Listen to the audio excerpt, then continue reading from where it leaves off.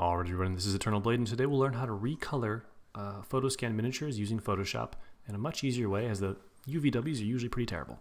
So this is just a quick guide on kind of what we're going to do. You can see that you can pretty much easily change things and just color in your texture in both 2D and 3D workspaces at the same time, making it way easier to edit these.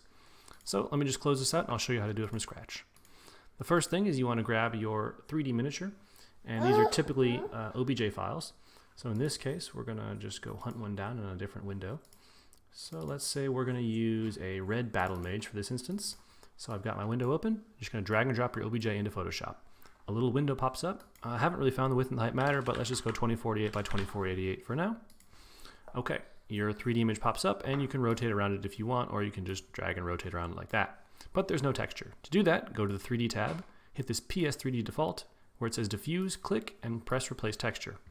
A little window pops up, and now you need to go find your texture. We're just going to use this one because I have it handy. Your texture loads, you can still rotate around and do your usual things. So let's get out of that.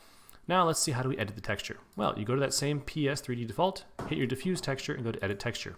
The 2D texture pops up in a new window, but this isn't very useful. Go to window, arrange, tile all vertically, and you have both 2D and 3D spaces in one. Now we're getting somewhere.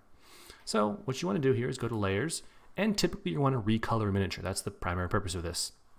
So go to new layer and go to hue. This is how you recolor things. So if you go to your brush tool, you'll see that the cursor moves on both screens. So if I were to paint all this little cape blue right here, yeah, it changes over there. But what about these weird little bits over here? Well, you could track them down, but the much easier way is to just go over here, click, hit OK, and then you can paint them in right here. And look, like magic, it recolors.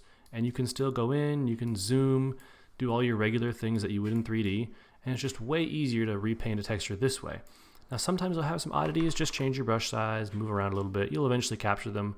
The problem is they're just so small. Sometimes smaller brushes work really better in those little areas. You can just capture them and problem solve. So when you're done, click back in your 2D window, File, Save As.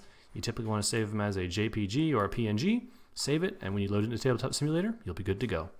All right, well, I hope you learned something, and this is definitely a way easier way than trying to 2D paint everything. But feel free to do whatever works best for you. Thanks.